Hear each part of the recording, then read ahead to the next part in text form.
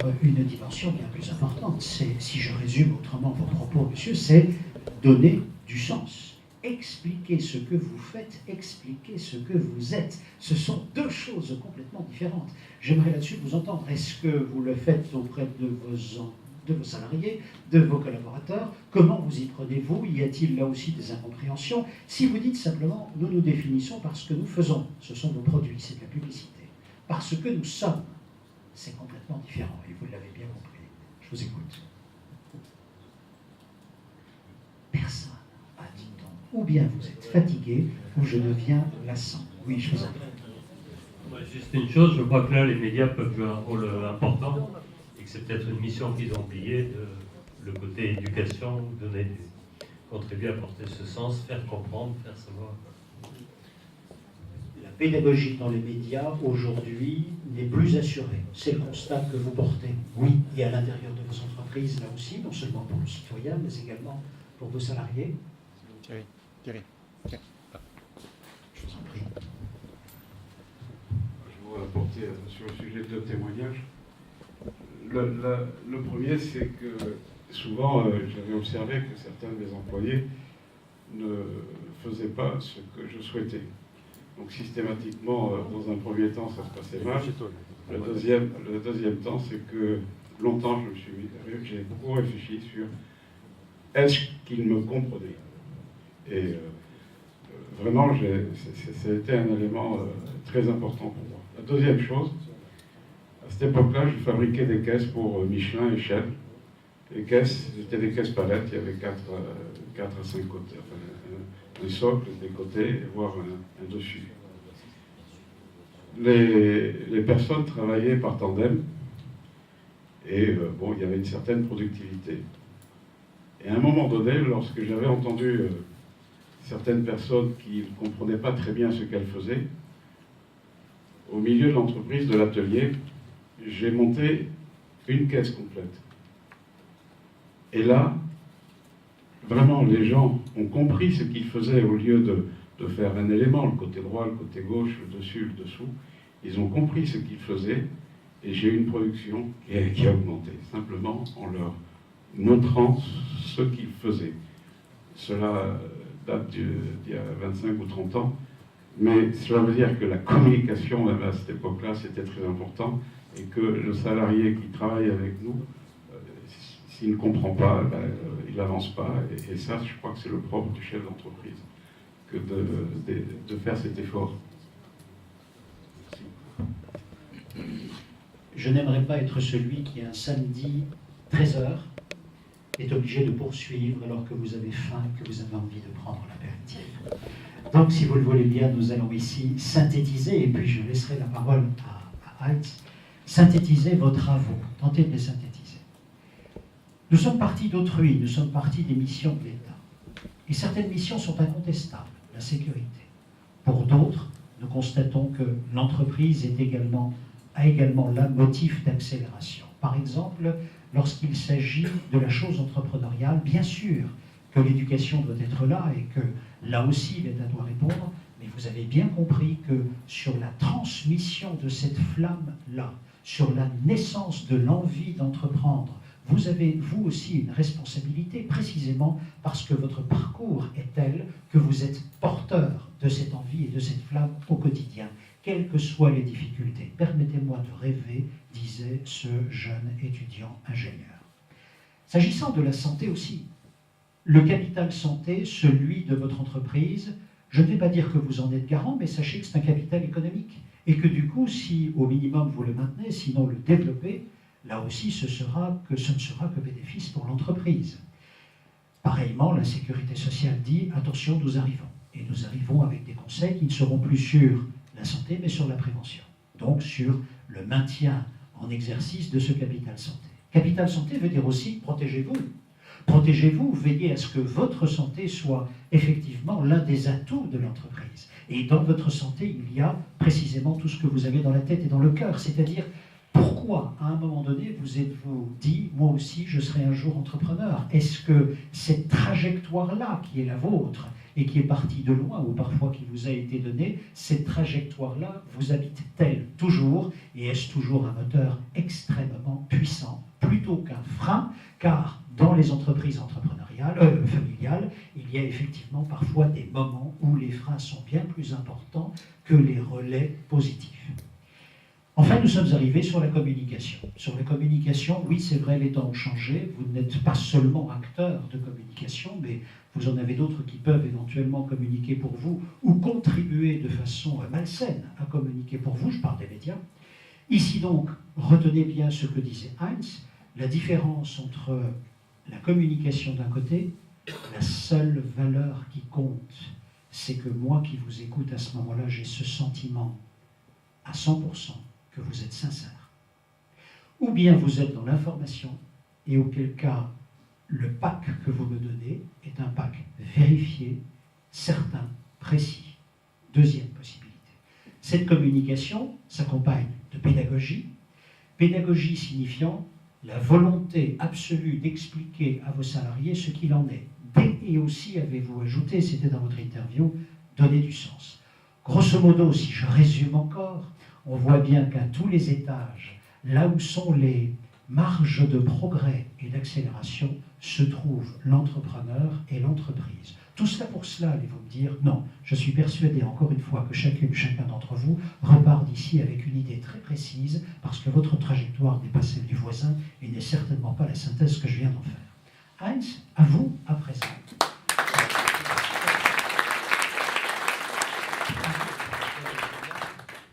Je ne vais pas vous fatiguer longtemps, mais j'ai très envie de vous dire un mot au sujet du titre de cette réflexion, le citoyen, pour attirer votre attention sur le fait suivant.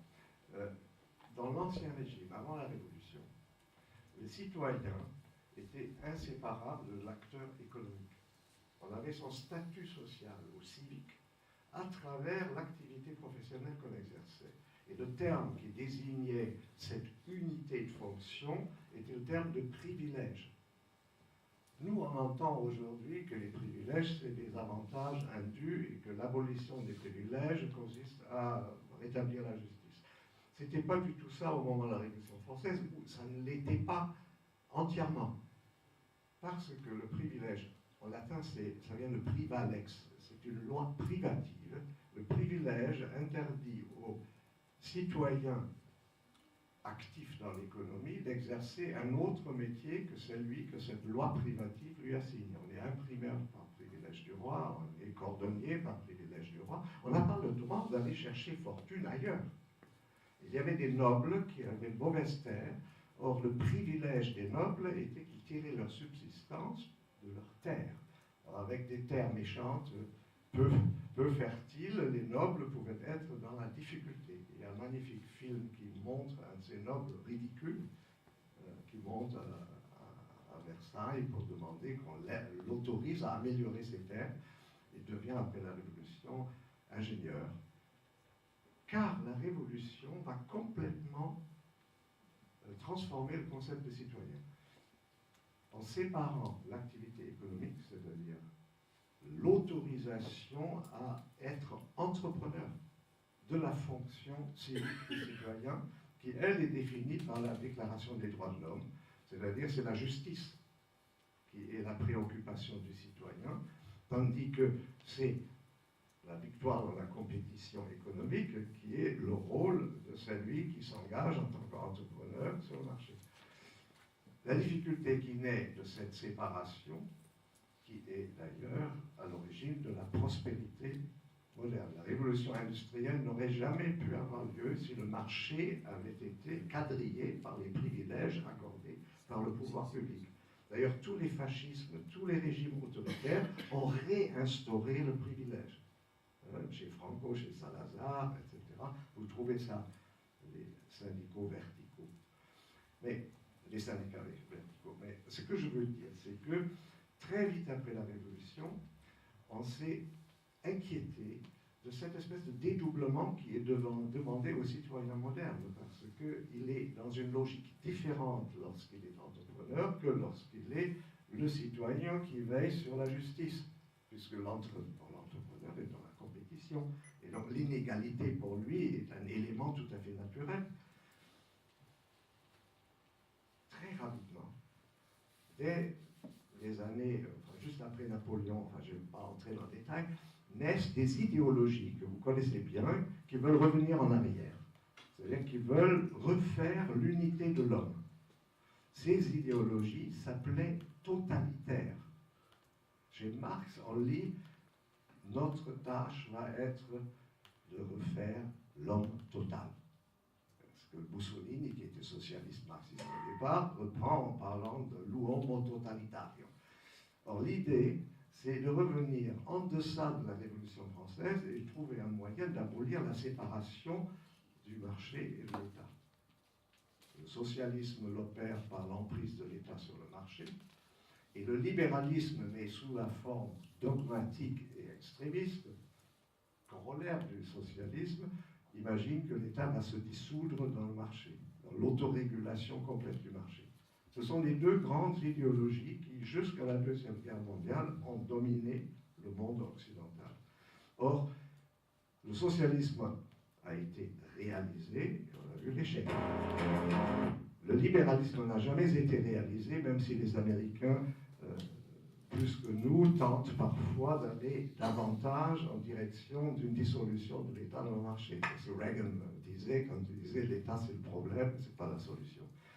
Eh bien, ils ne sont jamais allés jusqu'au bout, et Dieu nous garde d'un libéralisme réalisé, au sens du socialisme réalisé, car on reviendrait en deçà de la Révolution française qui nous a légué ce statut tout à fait inconfortable du citoyen moderne, qui est tantôt dans la compétition sans merci, il faut d'ailleurs qu'il l'assume, et tantôt dans la quête de justice, lorsqu'il vote par exemple pour les représentants politiques qui incarnent cette aspiration citoyenne.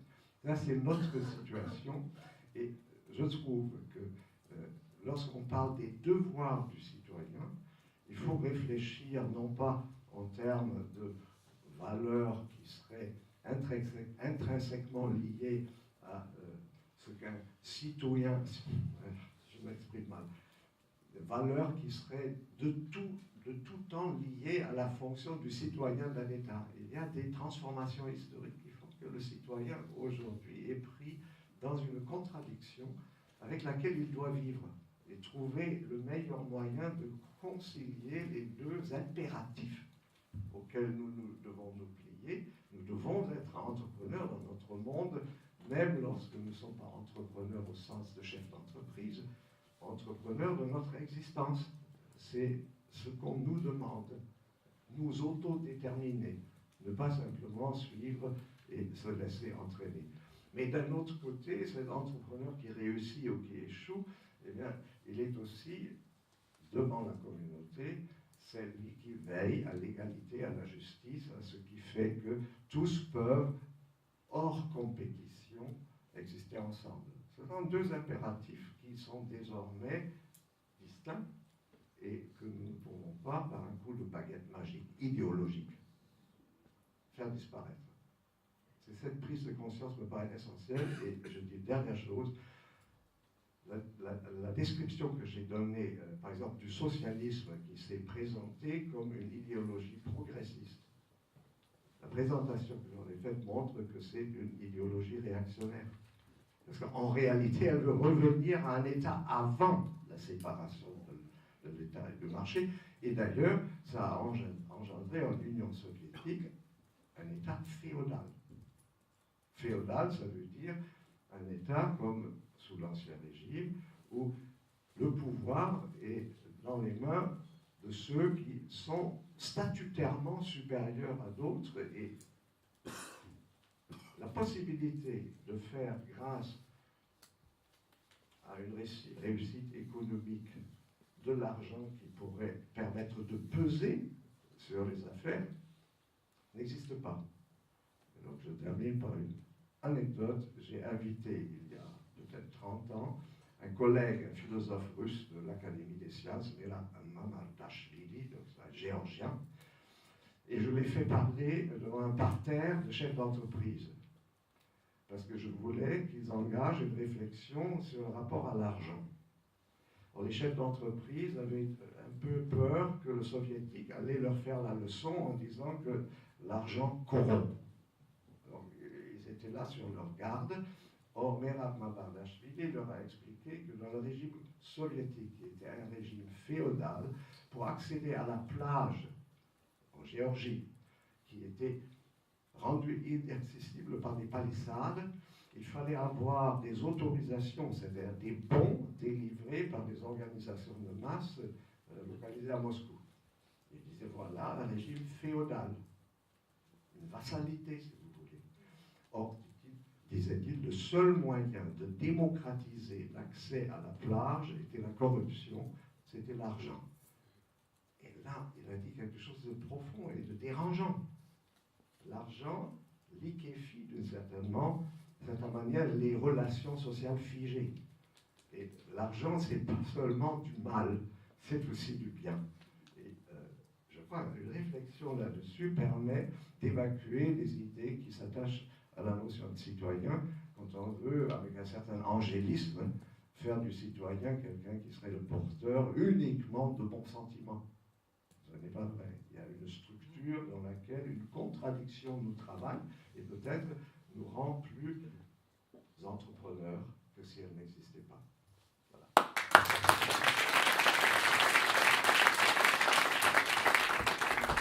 Nous allons terminer, j'ai 3 petites choses à vous dire. Un, j'aimerais de sérieux applaudissements, je dirais même une standing ovation à la fois pour ceux qui ont organisé, je dis Jean-Marie, Henri, tous les autres, vos animateurs qui ont organisé cette convention. J'aimerais vraiment de lourds applaudissements, s'il vous plaît.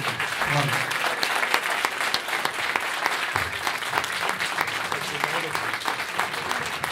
Pour Anne Bisman également, parce que franchement, toutes ces réflexions sont exceptionnelles.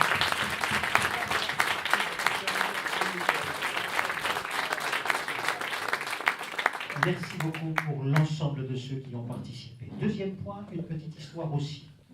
Un éléphant rencontre un boa. Et l'éléphant dit, mais je ne comprends pas comment tu marches. Je ne marche pas, dit le boa, je rampe. L'éléphant fait demi-tour. Il revient. C'est étonnant comme tu es, parce que comment tu te reproduis? Tu n'as pas de testicules? Tu es vraiment casse-pied, dit le boa. Je pond des œufs.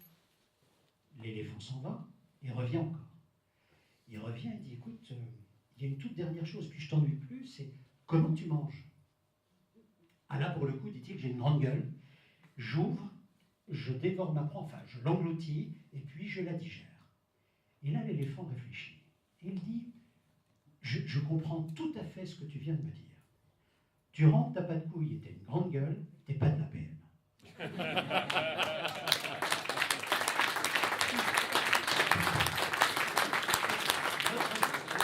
Votre journée d'hier en quelques